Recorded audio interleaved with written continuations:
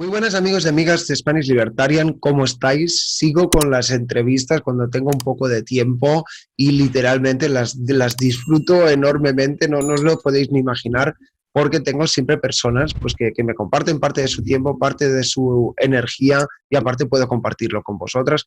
Así que si estáis aquí viendo esta entrevista, relajaros porque vamos a pasar un buen rato de la mano del, podríamos llamarle activista, influencer y también es el creador del movimiento Somos Mars, Eliezer Ávila. Eliezer, ¿cómo estás? Antes de continuar con el vídeo, me gustaría comentaros que estoy colaborando con la editorial Unión Editorial.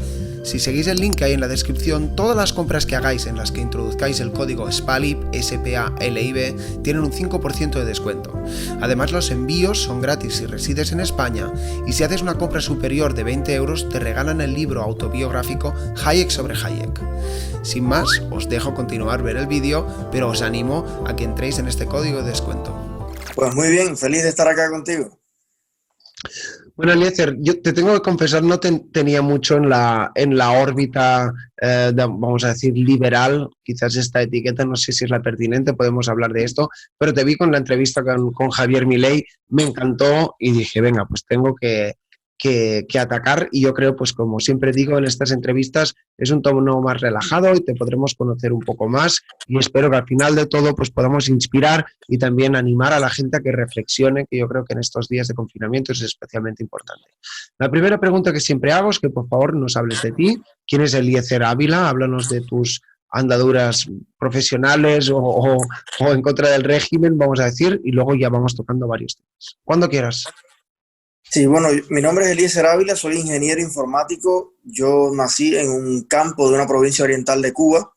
Estudié en la Universidad de Ciencias Informáticas y hasta ese momento, como todo niño destacado en Cuba, pues estaba siendo, digamos, captado, utilizado por el Partido Comunista para hablar en sus marchas, en sus desfiles. Y es a mediados de la universidad donde empiezo a conectarme a Internet fundamentalmente y a tener una perspectiva distinta a la de los medios oficiales en Cuba, y entro obviamente en una contradicción moral respecto a la realidad de lo que mi familia y la calle puedo estar mirando y lo que debería decir de acuerdo a los comunistas. En ese trance ocurre una reunión en la UCI con el presidente del Parlamento cubano, Ricardo Alarcón, y ahí me pongo de pie y le hago las preguntas que muchos jóvenes nos hacíamos en aquel momento, pero que casi nadie las había hecho. Y hacerle estas preguntas, eso se grabó en video, ese video llegó a la prensa internacional y, digamos, se hizo viral en el mundo entero como que un estudiante cubano increpa al presidente del Parlamento. Esto me costó muchísimo, casi pierdo mi carrera, tengo suerte de haberme graduado porque me defendieron los propios estudiantes, pero a partir de ahí empiezo una lucha pues contra el sistema y el sistema en contra mío también. Y digamos es el inicio de un despertar político que todavía hoy pues sigo llevándolo adelante. Hablemos de este despertar o de este activismo cuando los temas son serios, es decir, aquí no estamos hablando de hacer 4 publicaciones en Instagram para sentirse mejor con uno mismo, sino que estamos hablando de que uno se la juega en contra de un régimen que de democrático tiene poco. Entonces, ¿cómo habéis planteado esta estrategia? Cuéntame hasta donde quieras, porque, claro, o sea, no estamos hablando de una batalla intelectual, sino que incluso en alguna situación hay que incumplir la ley de facto, ¿no? Bueno, en Cuba, para poder criticar al sistema, estás ya, como tú dices, de facto incumpliendo la ley. Yo he estado en los calabozos casi 50 veces, en 8 provincias de Cuba, Dios. sin haberme llevado ni una luz de un pare, solo por pensar y hablar. La estrategia que estamos llevando a cabo es que me di cuenta que como yo pensaba mucha gente, pero no había ningún tipo de conexión, de organización, y por eso creamos el movimiento Somos Más, porque estamos absolutamente seguros de que en la soledad de la casa, en los pasillos, todo el mundo quiere que el sistema cambie. O sea, somos más los que queremos el cambio, pero pocos se atreven a enfrentar el sistema porque te expulsan de las universidades, del trabajo, vas preso literalmente. Y por estos días incluso hay un famoso decreto 370 que por filmar una cola para adquirir un producto, porque hay un gran desabastecimiento en Cuba, te ponen el salario de 6 meses de multa por tirarle una foto a una fila de personas. Entonces, claro, en ese estado de sitio en que vive la ciudadanía, no es sencillo que la gente se una a un movimiento de cambio, pero aún así hemos logrado tener más de 2.000 miembros y seguimos trabajando, haciendo conciencia, promocionando las ideas de la democracia, de un Estado de Derecho que nos merecemos los cubanos y de poder elegir libremente a nuestros dirigentes. Y gracias a las redes sociales, cada día esa idea toma más fuerza. Bueno, pues espero poner mi granito de arena con esta entrevista. Entendamos un poco la idiosincrasia cubana desde mi total desconocimiento, te lo digo. Podemos ver que algunos países que fueron comunistas, socialistas en su momento, por ejemplo, me viene a la mente los países del este de Europa, a su manera y con sus dificultades, en los años 80, 90, 2000, todos han ido entrando de alguna manera u otra hacia la democracia, e insisto, algunos de alguna manera más torticera y otros con instituciones más serias y demás. ¿Por qué Cuba, no sé si era quizás el carisma del mismo Fidel, por qué Cuba parece que se ha quedado como parada en el tiempo? Bueno, en eso influyen varias cosas. Lo primero es que la dictadura cubana ha sido una dictadura siempre más avanzada en las técnicas de represión que esas otras dictaduras. Yo visité Polonia, República Checa, y allí me llevaron a lugares donde literalmente le pegaban un tiro en la cabeza a las personas y lo sacaban por un hueco y lo tiraban pues en fosas comunes. En Cuba la práctica no es ir a ese extremo, sino buscar un balance exacto entre inhabilitar a los disidentes, pero no matarlos necesariamente, aunque algunos han matado. Entonces, por un lado controlan la indignación, no hay muchas madres que hayan perdido a sus hijos y cosas así extremas. Sin embargo, fusilan la reputación. Al ser dueños de todos los medios, radio, televisión, prensa, cuando alguien se opone al sistema, te publican en todos lados como un mercenario al servicio de la CIA, al servicio de los yanquis, que quiere acabar con la educación y la salud en Cuba. Logran que los propios vecinos tuyos pues te repudien, se unan a la represión y te hacen la vida imposible a tal punto que la inmensa mayoría se ve obligado a emigrar. Entonces, por otro lado, han fabricado este enemigo externo, que son los Estados Unidos, a 90 millas, y ellos mismos dicen que Cuba es una plaza sitiada y que toda crítica es una deserción. Entonces, aparte de eso, Cuba es una de las escasas dictaduras en el mundo que milagrosamente cuenta con la complicidad de casi todas las organizaciones internacionales. La Unión Europea, las Naciones Unidas, la OMS, todo el mundo vive felicitando a Cuba porque tiene tal vacuna o porque tiene tales médicos, pero nadie se da cuenta de la inmensa cantidad de muertos que ha provocado la dictadura en el estrecho de la Florida, huyendo de Cuba, en el río del Darién, en la selva de Panamá. Nadie se da cuenta de todos los muertos que ha provocado la dictadura financiando y entrenando guerrillas como los Tupamaros, Sendero Luminoso, todas las guerrillas prácticamente de América Latina, en África y en Asia, pues ha estado la mano de Fidel Castro detrás de toda esa desestabilización. Entonces, es como que el mundo quiere ver en Cuba obligatoriamente la esperanza de esa tercera vía, ese socialismo que a lo mejor puede funcionar y que algunos desean para sus propios países.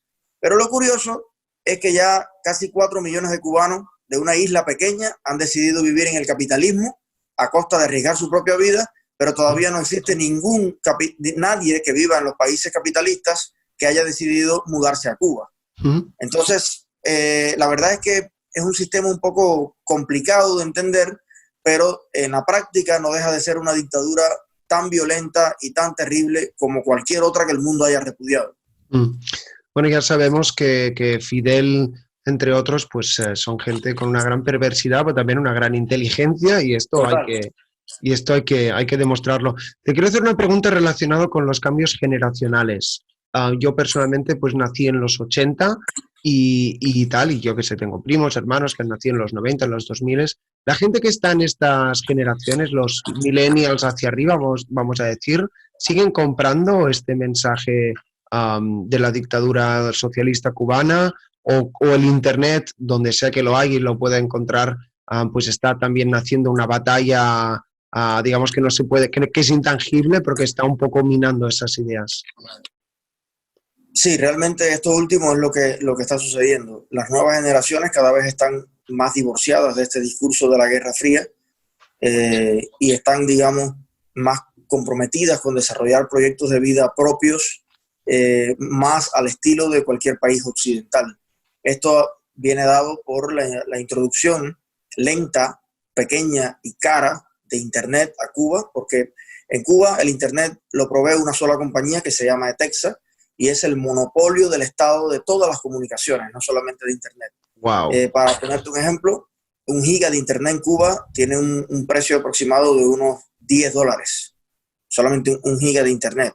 Eso significa que para estar conectado las 24 horas, como estamos conectados en el mundo normal, bueno, probablemente tengas que invertir $1.000 al mes para Y poder estar. aparte conseguir un salario así en Cuba tiene que ser... No, los salarios promedios en Cuba son de $30, 27, $30 al mes. Madre. Entonces te das cuenta que además, para acceder a Internet en Cuba hay algo que le llaman código de ética de las comunicaciones, que si tú entras a alguno de los sitios que tiene prohibido el sistema, como son más de 5.000 sitios en el mundo, como los chinos, pues puedes enfrentar, y mucha gente lo ha enfrentado, problemas legales.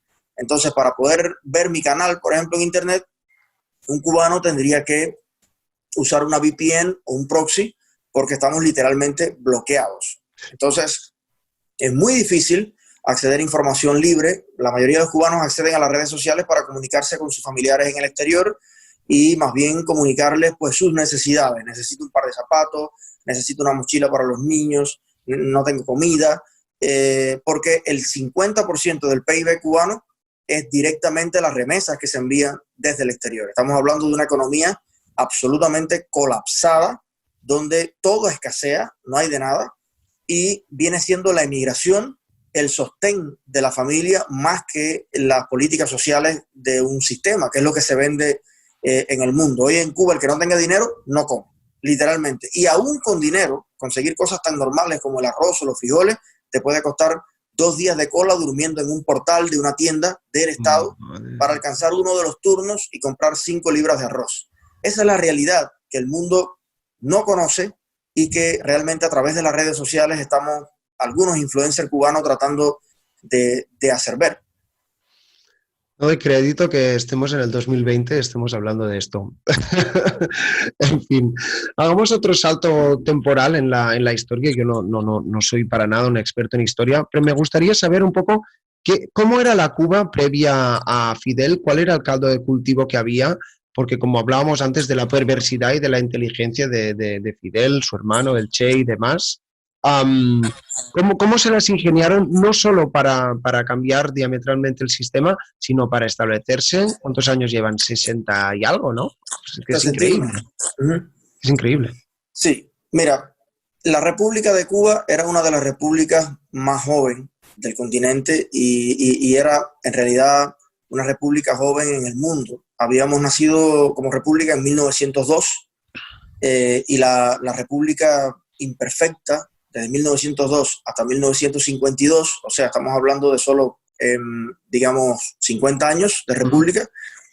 En esos 50 años se construyó la Cuba como la conocemos. Cuba tenía el peso equilibrado con el dólar, era un país más exportador que importador, era el primer o segundo país en casi todos los avances, fuimos los segundos en tener televisión en el mundo, los primeros o segundos en tener televisión a color, los segundos en tener el teléfono, una ciudad completa con alumbrado público, el ferrocarril. Si te das cuenta, Cuba era un país que incluso las grandes productoras de autos, para probar sus nuevos modelos, iban a probarlo a La Habana, porque era un lugar, además de gran moda. Imagínate que para una capital que tenía 500.000 habitantes, teníamos 113 cines de alta calidad, sin contar los teatros, los tablados, los bailes.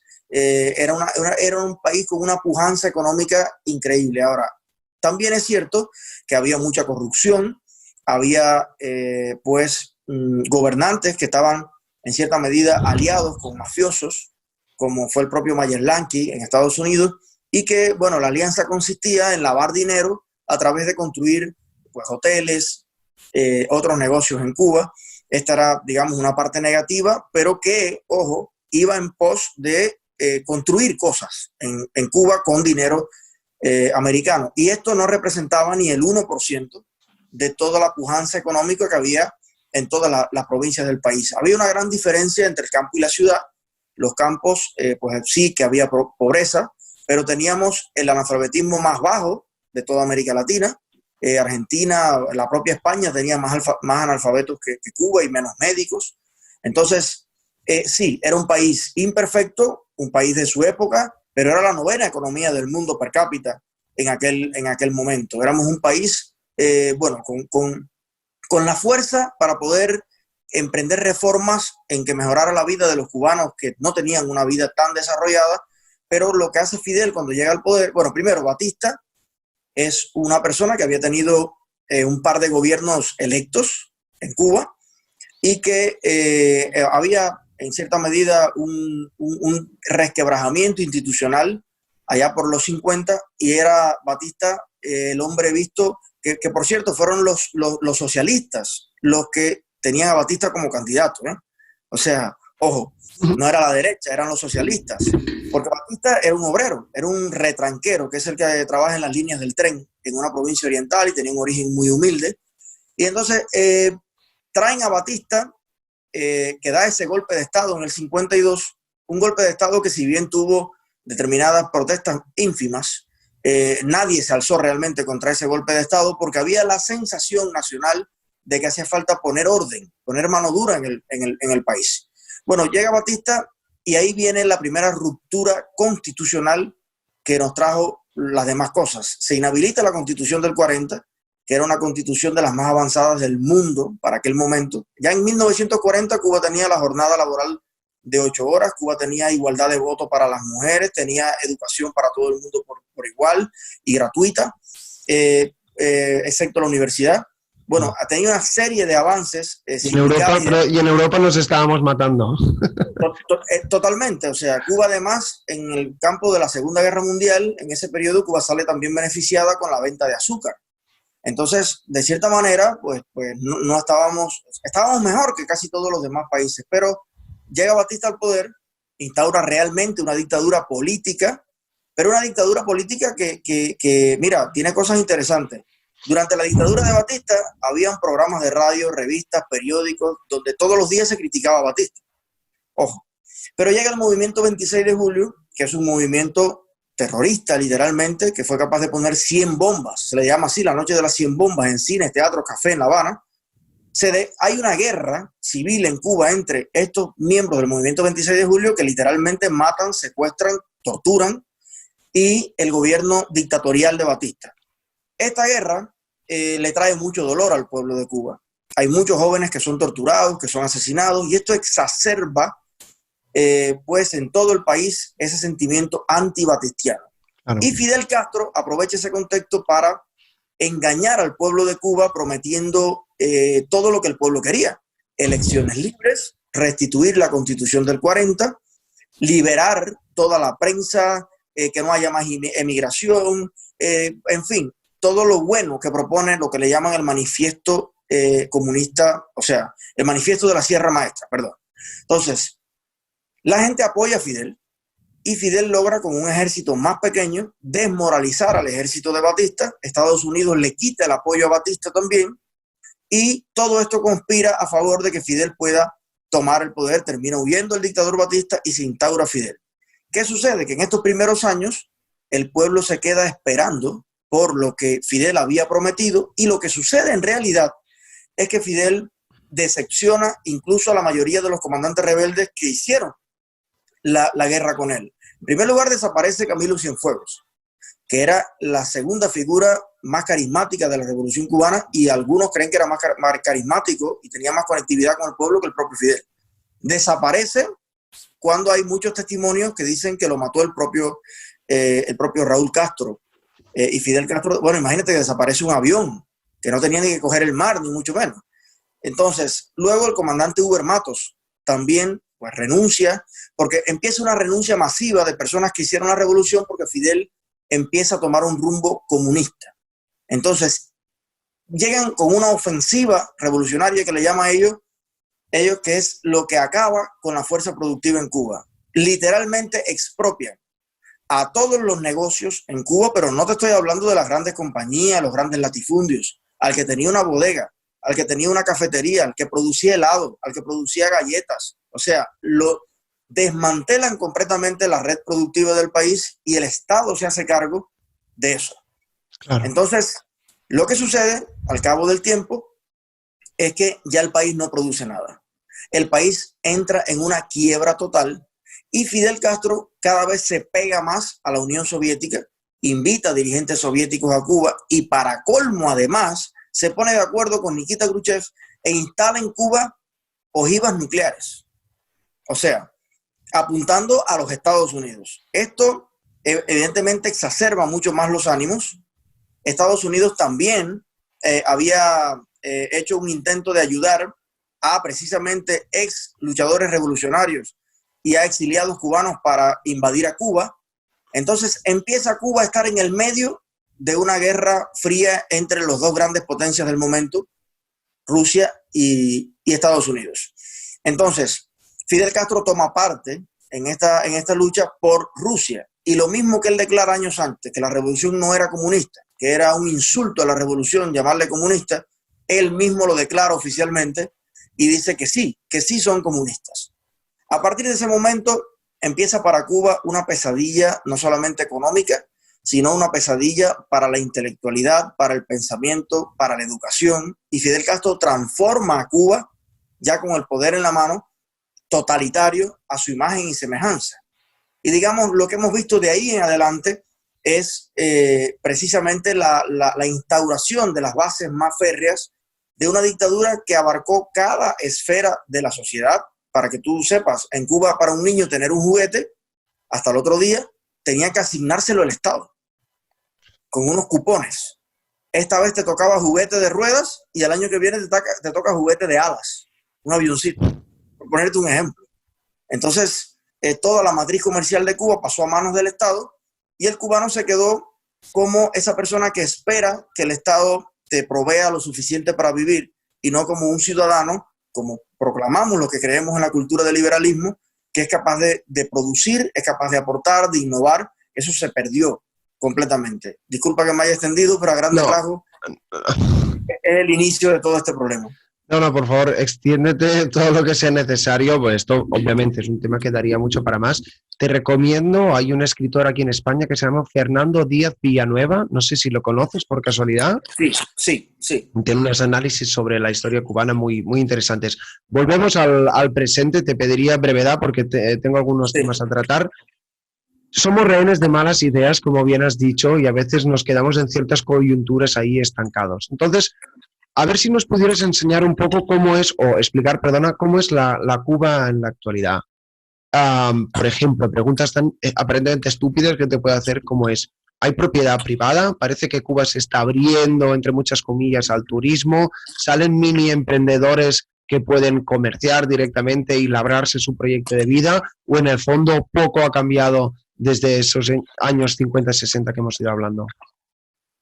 Sí, bueno, a raíz de la crisis que le llamamos el periodo especial, que fue cuando se cae la Unión Soviética, Cuba era un país totalmente dependiente de ese comercio desigual en el que la Unión Soviética le proveía a Cuba de todo, porque era el país más cercano a Occidente, a Estados Unidos en este caso, y mientras los rusos se mataban por una salchicha, la Unión Soviética le proveía a Cuba pues, muchas cosas para intentar hacer ver que en Cuba el comunismo funcionaba, pero era absolutamente artificial. Cuando cae la Unión Soviética, cae casi el 90% del PIB de Cuba y entramos en una etapa de opción cero, como le llamaron algunas personas, donde no hay literalmente de nada. Wow. Entonces, a raíz de esa crisis, Fidel Castro se ve en la necesidad, por primera vez, de abrir un poco a que las propias personas pudieran solucionar algunos problemas y se permite una pequeña, ínfima existencia de una propiedad privada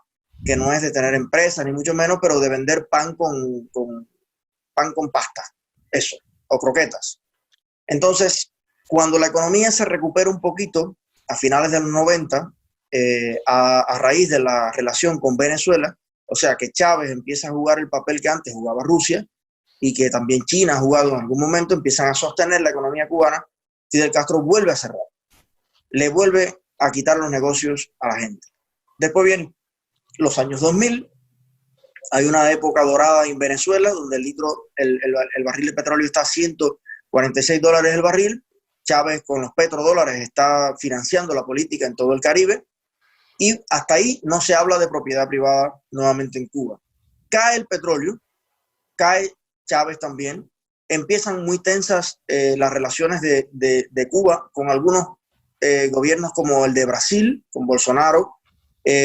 Argentina cambia para un gobierno de derecha, en Colombia sale Iván Duque y toda la alianza latinoamericana se tambalea y vuelven, como siempre, a echar mano del recurso de permitir una pequeña propiedad privada en Cuba y entonces hacen algunas reformas, ya estas lideradas por Raúl Castro, donde permiten, bueno, un poquito más, tener algunos restaurantes, algunas cositas, que los más exitosos son propiedad de los hijos y los nietos de los propios generales de la revolución. Claro. Entonces, pero todo esto se da sin que exista en Cuba un diseño institucional que moralice al negocio privado. Se sigue diciendo en la educación, en todos lados, que los negociantes son los enemigos del pueblo y no hay una cadena de suministros estable ni tiendas minoristas para que los comerciantes puedan adquirir sus productos, lo cual lleva a la quiebra a muchos de ellos y también, literalmente, el Estado ejerce una represión constante con inspectores, con auditorías, con muchas cosas, sabiendo que los negocios no tienen suministros estables, tienen que ir al mercado negro,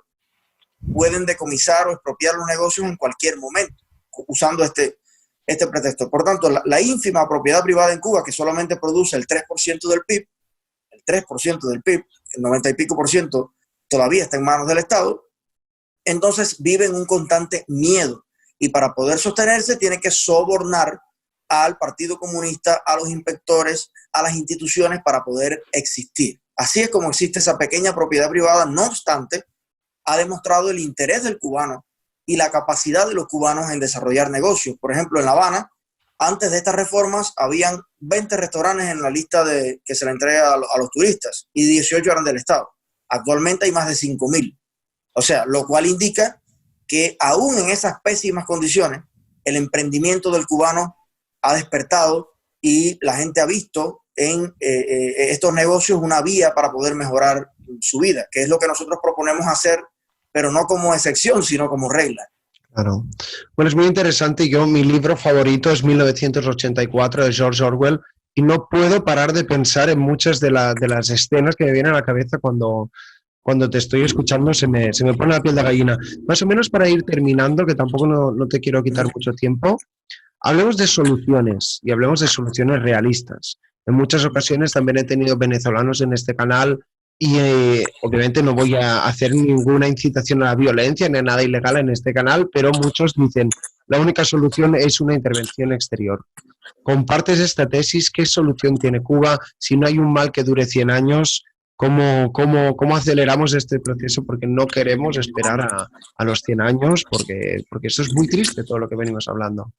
Sí, bueno, se está dando realmente un franco deterioro a lo interno del sistema y hay una juventud pujante liderada por artistas, abogados, intelectuales, pero también gente de pueblo y muy común que está cada vez más, digamos, haciendo una gran presión desde dentro de Cuba y también, digamos, en todos los foros internacionales y fuera de Cuba hay una migración enorme, son millones de cubanos que este año en especial ha habido ese gran despertar que te estoy comentando y que tiene a la dictadura francamente en un jaque. Te das cuenta que ya ellos están jugando a la defensiva, están cada vez más teniendo que usar la fuerza y esto ya cuando tienen que usar la fuerza es porque hay gente que no se doblega por voluntad propia. Entonces, ¿qué sucede? Realmente ningún régimen comunista establecido se ha caído en el mundo mediante una invasión, porque ellos son expertos en el campo militar, tienen ejércitos enormes y se han más bien desmoronado desde adentro. En el caso de Cuba no es diferente. El exilio cubano no es un exilio, digamos, armado. Los Estados Unidos incluso tienen personas presas aquí en Estados Unidos por montarse en una lancha con una ametralladora e ir a Cuba. O sea, no tenemos ni marcos, sí, sé que ibas a abrir los ojos porque cualquiera cree que Estados Unidos está pues motivando esto, y Estados Unidos ha declarado terroristas a personas que intentan cambiar a Cuba, en Cuba las cosas por las armas, y los tiene presos aquí. Cuba los denuncia y va al FBI y los atrapa. Entonces, en ese contexto, nosotros hemos apostado fundamentalmente por un cambio de mentalidad, de conciencia dentro de los propios cubanos, y que sea un cambio autóctono, nacional, y simplemente dejar de apoyar la dictadura y apoyar abiertamente las ideas de un cambio constitucional en Cuba que permita pues, elecciones libres, liberar a todos los presos políticos y salir adelante en economía y en todo. Esta idea cada vez va tomando más fuerza y creemos que va a la par de la entrada de Internet, de las tecnologías. Es más difícil en una isla que en un país que tenga frontera con 7 países, porque la isla está aislada geográficamente. Pero estamos avanzando en ese terreno y honestamente creemos que la dictadura le falta poco. Sé que se ha dicho esto muchas veces, pero nada, honestamente creo que no habrá otra generación dictatorial. Esta generación de Raúl Castro, Machado Ventura y estas personas que tienen 90 y pico de años, a nuestro juicio, es la última generación de la dictadura y para eso estamos empujando. Ojalá, exacto, empujando y dándole buena energía. Hemos hablado del pasado, hemos hablado del presente, me gustaría terminar haciendo un canto en el futuro. Yo creo que si por algo se os reconoce a los cubanos, entre muchas otras cosas, es por esas ganas de vivir el baile, la música. Aquí, por ejemplo, Pepo Valdés, pues por decir alguno, ¿no? Pues es muy conocido, hizo este disco con el Cigala y demás. ¿En qué crees que tiene que cambiar el cubano mirando al futuro, digamos, no arrastrando, perdón, sin olvidar toda la parte buena, todo esto que he mencionado, esta vitalidad cubana que es tan famosa, pero quizás ese ánimo, ese espíritu de emprendimiento que ha minado el gobierno? No sé, un poco cómo le damos la vuelta a todo esto. Me gustaría terminar esta entrevista con un final un poco inspirador, Eliezer.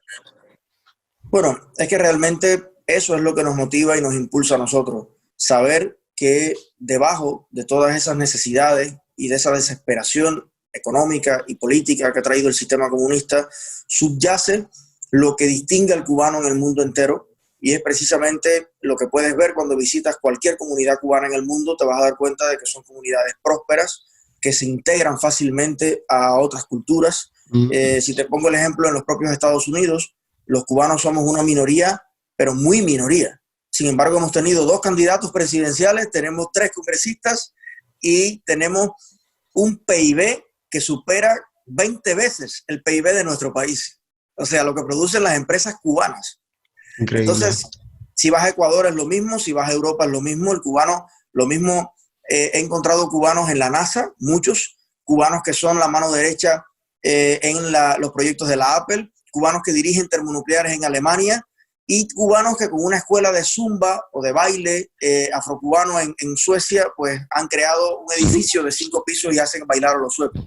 Entonces, realmente, para mí, el derribo de la dictadura y la restauración de la democracia en Cuba es básicamente salvar lo cubano.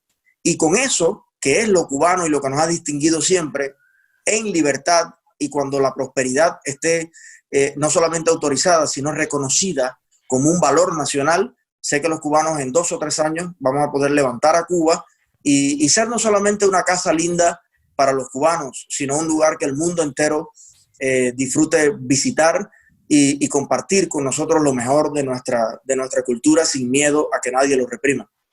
Ojalá, pues oye, Eliezer, de todo corazón te digo que me gusta tu mensaje, me gusta tu entusiasmo, y cuando todo esto pase, pues te volveré a hacer una entrevista, pero con una copa de champán, por favor, para celebrar todo esto.